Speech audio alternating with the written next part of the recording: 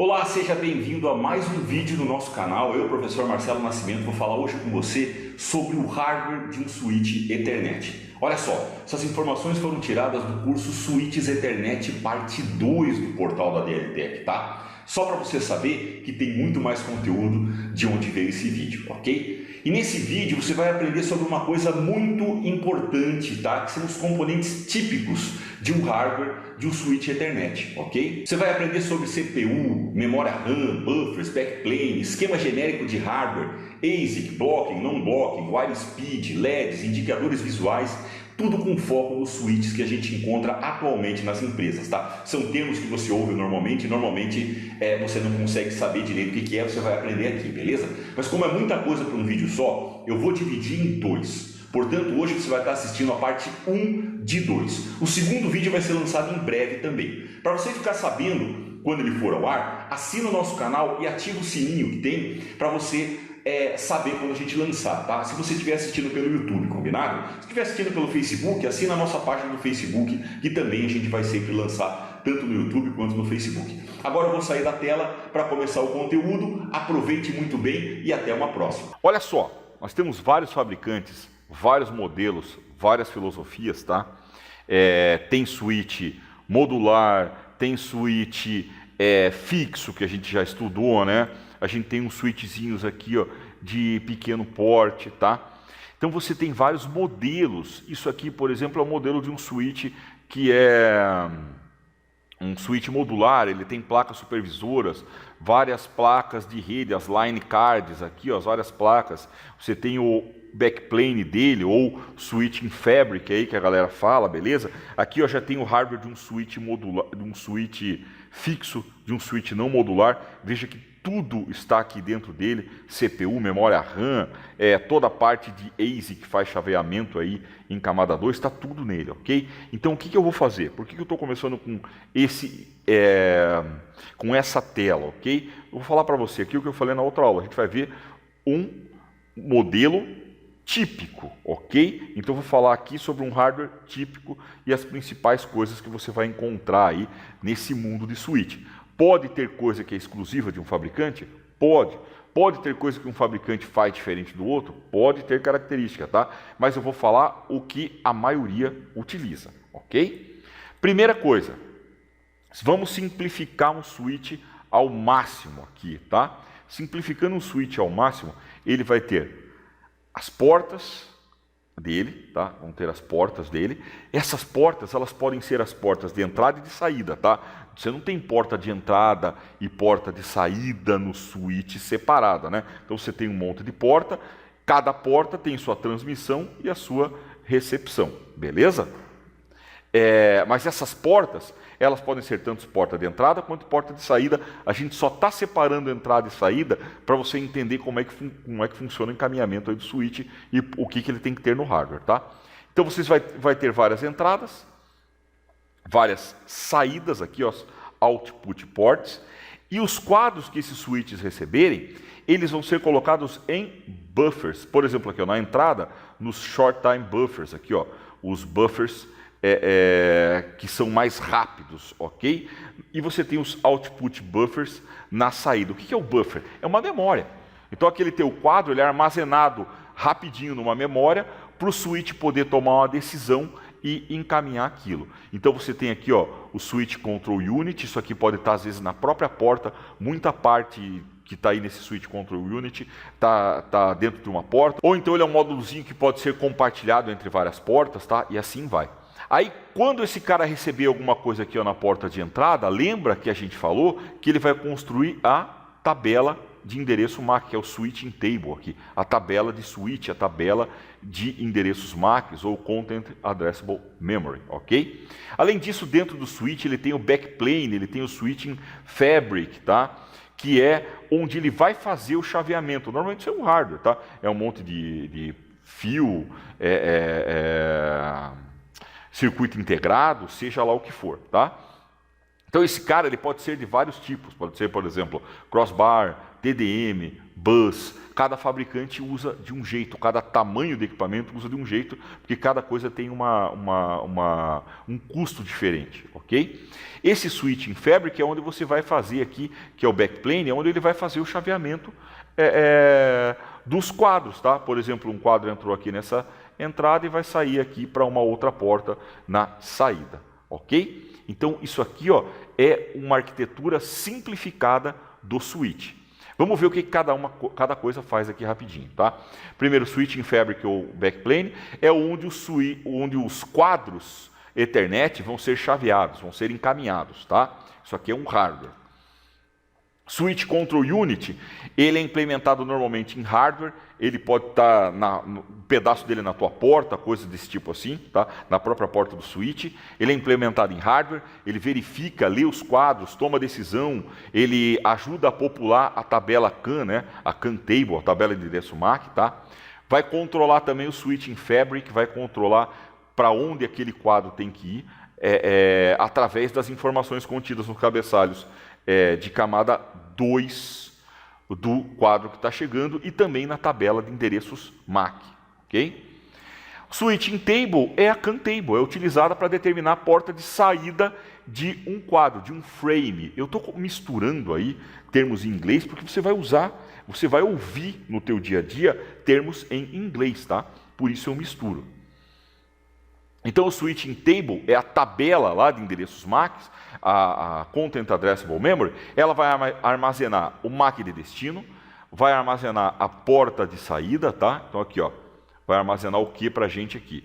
Ele vai armazenar para a gente o MAC de destino, a porta de saída que está aquele cara, um aging timer, que eu comentei sobre ele, mas vou falar mais dele depois, e também o número de uma VLAN, se for suportada VLAN nessa tabela, ok? Se o teu switch for um switch gerenciável que suporta VLAN, também vai ter informação de VLAN. Se o teu switch não for gerenciável, se for um switchzinho bem simples que não suporta VLAN, então ele não vai ter essa informação aqui, ó, tá? Então ele vai ter o MAC, porta e o aging timer, ok? Também a gente tem aqui os buffers, são muito importantes que a gente viu lá, né? Os buffers temporários, os buffers de saída, buffer de entrada, isso é onde é armazenado os teus quadros para o teu switch poder analisar ele e fazer o encaminhamento, né? Então, basicamente, essas portas de entrada e de saída, eu vou falar para vocês aqui um pouquinho a mais, porque elas podem fazer algumas coisinhas a mais no teu switch, tá? Então, a porta de entrada é onde o quadro é recebido, tá? É aquele par de recepção que você tem no teu switch. Normalmente, ele grava os quadros em buffers, tá? Ele vai gravar os quadros em buffers. Então ele é responsável pela terminação da linha, né? Line termination, vai estabelecer o link.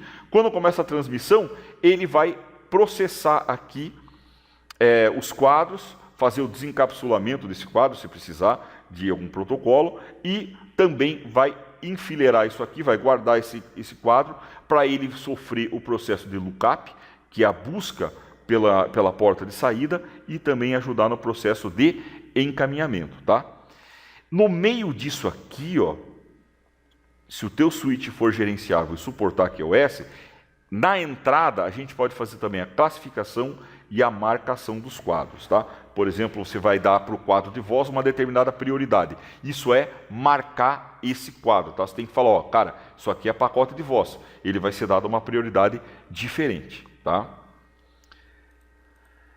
A saída, ela recebe aquele quadro que tem que ser encaminhado lá do backplane, do switch em fabric, armazena os quadros aqui, ó, num buffer de saída, aí ele vai fazer o quê? Pegar esse cara e enviar pela linha, né? Ele vai pegar o quadro e enviar na linha. Só que é o seguinte, antes de transmitir os quadros para o destino, né? Para o próximo salto, para quem estava solicitando aquela informação, ele pode realizar também o enfileiramento, que é o queuing, e o scheduling dos quadros, tá? Basicamente é a parte de QoS aqui, ó, na saída. Você tem um monte de quadros chegando que tem que ser transmitido. Esses caras são colocados em filas e eles são enviados na saída de acordo com esse scheduling que tem aqui, que são fazem parte do processo de QoS, tá? Então você tem uma parte de QoS que é feito na entrada e uma parte de QoS que é feito na saída. Só que aí o teu switch tem que suportar isso.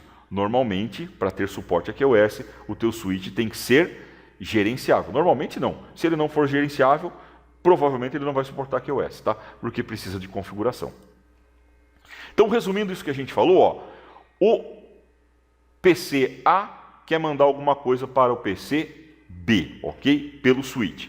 Primeira coisa que ele vai fazer, ele mandou esse quadrinho, ele tem aqui, ó, destino é o MAC do PC B, origem é o MAC do PC A, beleza? Quando chegar aqui, ó, nesse buffer, esse carinha vai ler o quadro, vai ler o endereço de destino, vai fazer uma busca na tabela de endereço MAC, que a gente chama em inglês isso aqui de lookup, e vai descobrir em que porta esse cara está. Então ele sabe que o computador B, o PCB, tem o MAC DBCA e está na porta 1. Então o Control Unit vai pegar e vai falar, ô Switching Fabric, faz aí o chaveamento da porta 4 com a porta 1. Faz uma conexão da porta 4 para a porta 1. Feita essa conexão, esse quadro vai ser encaminhado lá para a saída, vai ser enfileirado e vai ser enviado para o PCB quando ele puder ser enviado, né? De acordo com a configuração de QoS que esse cara tem. Se não tiver QoS, simplesmente ele vai ser bufferizado, a linha está livre, ele vai ser enviado para o computador B, ok? É dessa maneira que o switch faz o processamento, é assim que o hardware do switch vai ajudar nisso tudo, tá? Se lembra que eu falei que agora aqui no switch, o processamento, o encaminhamento, ele não é feito em software, né? Ele é feito em hardware. Então ele tem esses pedaços de hardware que ajudam a fazer tudo isso. Olha só, tipo de encaminhamento. Basicamente o switch pode encaminhar de 3 jeitos, tá? Ele pode tomar a decisão de encaminhamento depois de 3 etapas. Ele pode ser Store and Forward, Cut Through, e esse Cut Through é dividido entre Fast Forward e Fragment Free. Quer dizer o quê? Nessa hora aqui, ó, que o quadrinho entra, nessa hora aqui ó, que o quadro entra, o que é que ele vai fazer antes de transmitir, tá? Até onde ele precisa ler, até onde o switch precisa armazenar isso. Se o teu switch for Store and Forward, ele tem que armazenar o quadro inteiro, ver se o FCS aqui ó, está íntegro para depois encaminhar. Então isso aqui é o Store and Forward, ele foi o primeiro método inventado, ele é o método que a Bridge usa, tá? Por que esse método aqui? Porque ele só encaminha quadro íntegro. Lembra que quando a gente tem uma rede com hub, a gente não tem uma rede muito confiável, né? Então, nesse método Store and Forward, ele está pensando assim, cara, eu tenho um monte de hub aqui na minha rede, pode ter colisão, pode ter lixo nisso aqui. Então, eu vou fazer o Store and Forward, eu vou ler o quadro inteiro, vou ver se não tem erro no quadro para depois mandar ele, tá? Aí, o Cut Through, deixa eu apagar aqui. O Cut Through, você tem 2 tipos, o Fragment Free e o Fast Forward. O que quer dizer Fragment Free? Ele é um livre de fragmentos, fragmentos de colisão, tá? Quando você tem uma colisão, você tem um fragmento. E esse cara, ele tem menos do que 64 bytes. Então isso aqui, ó, tá no byte 64. Normalmente quando você tem uma colisão, ele é um quadrinho, ele acontece antes do byte 64. Então, se o teu switch for fragment free, ele vai ler até o byte 64, ele vai armazenar até o byte 64, veja que ele já leu o MAC de destino aqui, e se o cara tiver 64 bytes, aí sim ele encaminha aquele quadro para frente, tá? Se ele tiver menos que 64 bytes, ele vai deletar aquele cara, ele não vai mandar para frente, tá? Então esse é o fragment free.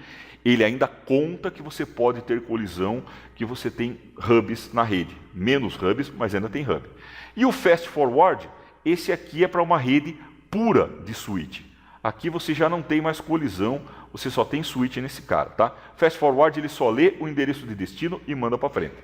Ele não quer nem saber, ele é rápido pra caramba. Ele só lê o endereço de destino e manda para frente, tá? Que foi mais ou menos o que aconteceu naquele exemplo que a gente viu aqui, ó, né?